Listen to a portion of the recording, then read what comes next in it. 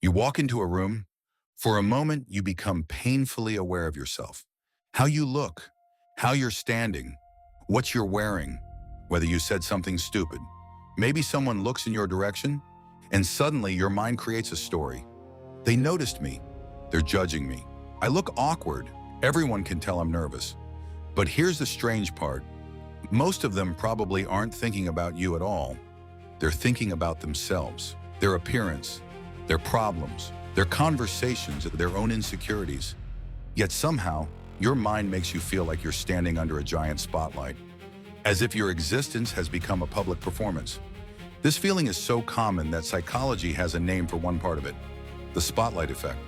We tend to overestimate how much other people notice our appearance, mistakes, behavior, and emotions. And once you understand why this happens, something becomes strangely liberating. You realize that the audience you've been afraid of may barely exist. Your mind has one main character. There is a simple reason you think about yourself so much. You're trapped inside your own perspective. You experience your thoughts continuously. You hear your own internal monologue. You remember your embarrassing moments. You feel your heartbeat when you're nervous. You notice every mistake you make. You know every insecurity you have. But other people don't. They see only fragments. Imagine you're walking down a street wearing a shirt you suddenly realize has a stain. To you, the stain feels enormous. You can feel it. You know it's there. Your attention keeps returning to it. You imagine everyone seeing it. But someone walking past you may glance at you for half a second and immediately forget you existed. Why? Because they have their own stain, their own problems, their own thoughts, their own life. You experience yourself from the inside. Everyone else experiences you from the outside. That difference is enormous, and your brain constantly forgets it. The illusion of the spotlight. Imagine standing on a stage beneath a bright spotlight. Every movement becomes visible. Every mistake becomes obvious. Every hesitation feels amplified. Now imagine that same feeling in everyday life. You spill coffee. You mispronounce someone's name. You walk into the wrong room. You stumble over your words. You post something online and immediately regret it. Your brain says, everyone saw that. But research suggests something much less dramatic. People generally notice far less than we think. The spotlight effect exists because we are the most accessible person in our own minds. Your mistakes are immediately available to you, so you assume they're equally available to everyone else. But they're not. You remember the awkward sentence you said 3 hours ago. The other person may have forgotten it 3 minutes later. You replay your mistake like a movie. They never even saved the file. Why embarrassment feels so powerful? But if people don't care that much, why does embarrassment feel so intense? Because humans evolved as social creatures. For most of human history, being rejected by the group wasn't merely uncomfortable. It could be dangerous. Your survival depended on belonging. So your brain became extremely sensitive to social signals. A strange facial expression, someone laughing nearby, a conversation suddenly becoming quiet, someone not responding to your message. Your brain begins asking, did I do something wrong? This sensitivity may have helped our ancestors navigate social groups, but in modern life, the same system can become excessive. Now, the tribe isn't a small group of people you depend on for survival. It's hundreds of people online, thousands of strangers, followers, co-workers, classmates, people you will never see again. And your ancient social brain doesn't always understand the difference. A stranger looking at you can feel like a judgment from the entire world. You are also watching yourself. There's another layer to this. Sometimes you're not only afraid that other people are judging you, you're judging yourself through the imagined eyes of other people. You look at yourself and think, would they think I'm attractive? Would they think I'm successful? Would they think I'm intelligent? Would they think I'm pathetic? You create an imaginary observer inside your head, and then you try to see yourself through their eyes, and this is exhausting because now you're living in two places at once. You're experiencing your life while simultaneously watching yourself experience it. You're having a conversation while monitoring how you appear during the conversation. You're walking while evaluating how you walk. You're speaking while listening to yourself speak. You're no longer simply living, you're performing. And the more you monitor yourself, the more unnatural everything feels. The paradox of self-consciousness. This creates a strange paradox.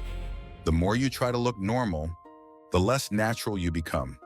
The more you try not to appear nervous, the more nervous you feel. The more you try to sound intelligent, the more carefully you choose every word. The more you try to impress people, the more aware you become of whether you're impressing them.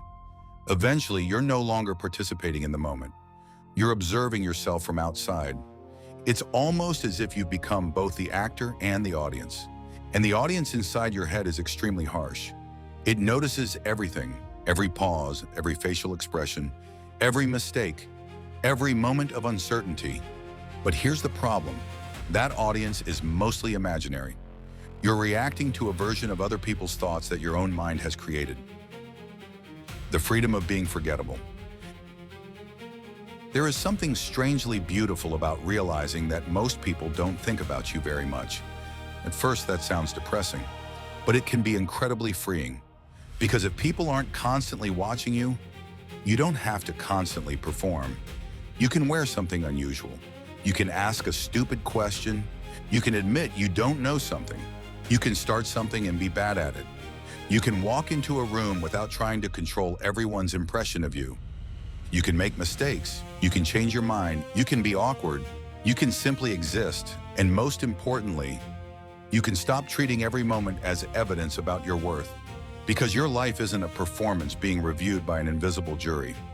Most people are too busy living their own lives. Everyone else is in their own movie. Think about how rarely you think about strangers. You might see someone at a cafe. You notice their clothes, their face, maybe their hairstyle. Then you return to your phone. You don't spend the rest of the day wondering who they are. You don't analyze how they walked. You don't remember the exact expression they made. You don't build a biography around them. Why would you assume everyone else does this to you? They don't. They're living inside their own movie. And in their movie, they are the main character, just like you are in yours. This doesn't mean nobody notices you.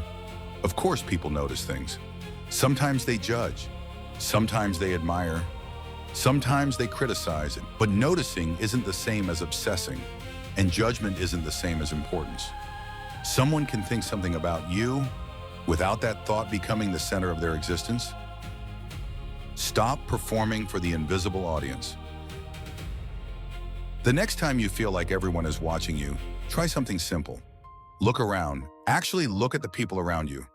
Notice how little attention they're paying to you.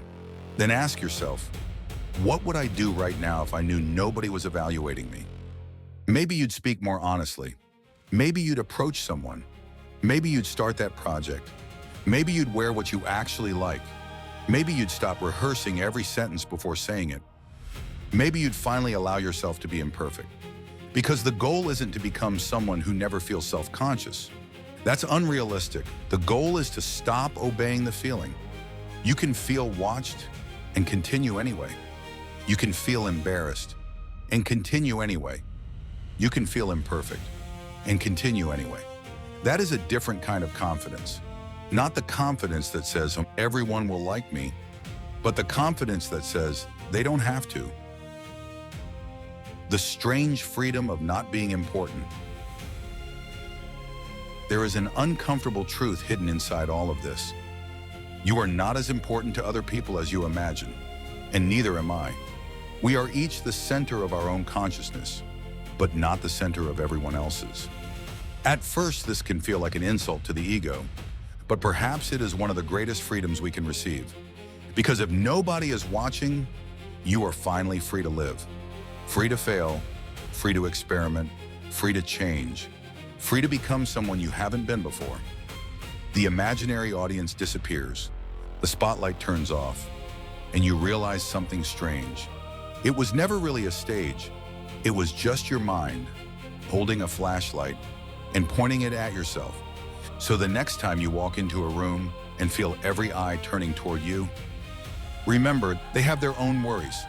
their own dreams, their own insecurities, their own invisible spotlight.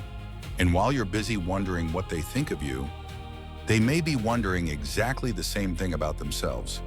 Maybe nobody is watching, and maybe that's the freedom you've been looking for all along.